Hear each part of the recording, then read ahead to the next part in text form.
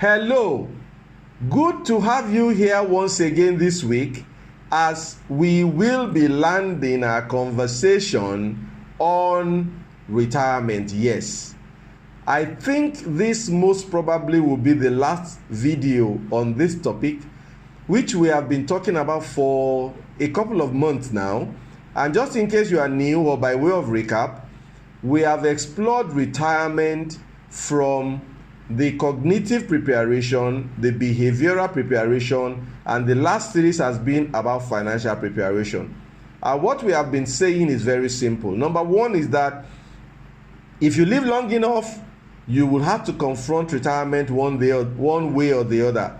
Either you push yourself or you get pushed out of active grind of your career. That's number one. Number two is the fact that when retirement confronts you, there are certain things you need to have checked so that you can face it confidently and you will be ready to have a good time in retirement.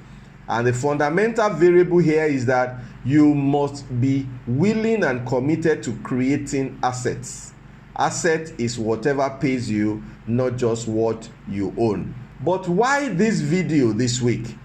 The slant for all the videos we've had seems to suggest that the audience is at the beginning of their career, they got some time ahead of them, there's a natural income that is currently ongoing, and all you have to do is prepare for that retirement, which by the context of what we've been saying is some distance down the line. The question therefore is, if you are just at the border of retirement, you are retiring this year, or you just retired, or you have just a few more years to retirement, how do you play? What do you do? What are the things you must bear in mind? How do you give it your best shot still in a manner that will ensure that retirement is not stressful but blissful? That's all I want to try and quickly cover this episode. And what you need to remember quickly, running through it now, is that if you have any type of savings, whether it is because your employer has been putting some money together out of your income and contribution by the employer into the pensions fund, or you have some means of savings either by your group or whatever you have, or you've made some investment in some property but you have not been very deliberate about it, the first thing you must still learn to do is to say, for the savings or the value addition that you have accrued all through your active life, how do you create assets? And your situation should determine what kind of assets you want to create. As an example, if you require regular inflow of funds, you need to know that putting your money in shares and equity may not be your best option. Even with the best company, you probably need 12 months, maybe 18, before dividends can be declared and paid. Question is, what will you earn? What will you spend? How will you live between the interval? Second, depending on how old you are at this point, you need to worry about your appetite for risk. Even though treasury bills may pay you very small dividend or very small returns, it's relatively safe, relatively stable. The last thing you want to do is put all your funds into one basket that puts you under so much pressure that even whether the business will succeed or not, the anxiety can lead to a lot of health complications for you.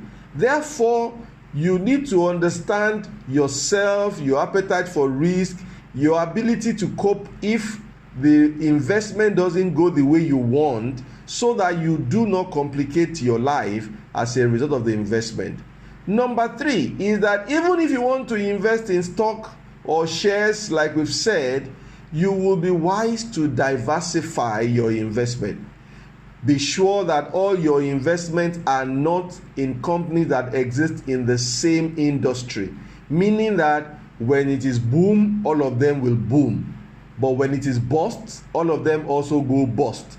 You should be deliberate to spread your investment in companies that are not engaged in the same type of business or in the same sector of the economy, so that your risk is diversified and you can hedge against the natural movement that will happen in every economy. You can hedge against it. The next point, therefore, is that whether you are starting early or you are close to retirement or you are already in it, there are some common denominators that we all need to worry about. Number one is live on a budget. Be very prudent with your spending, because that helps you to create some headroom for savings. Number two is that when you are able to save, you need to create assets.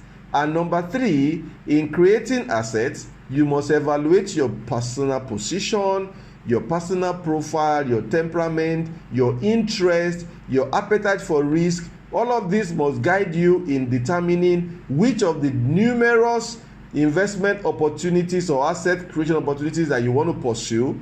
And number last, in the process of making those investments, be deliberate to diversify your risk. Do not put all your eggs in one basket, so that if anything shakes the table or rocks the chair or busts the basket, you have some fallback position that will keep you safe and sane while you can rebound and create your new game. It's a very long conversation that we've had. It's a very broad topic that we've tried to engage, but I've tried my best just to reduce it to a few videos.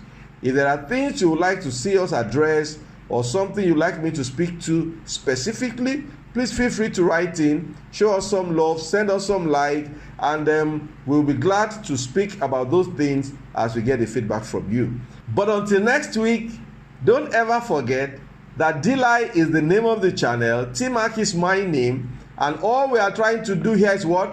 Make a little difference. I hope to see you next week. Bye.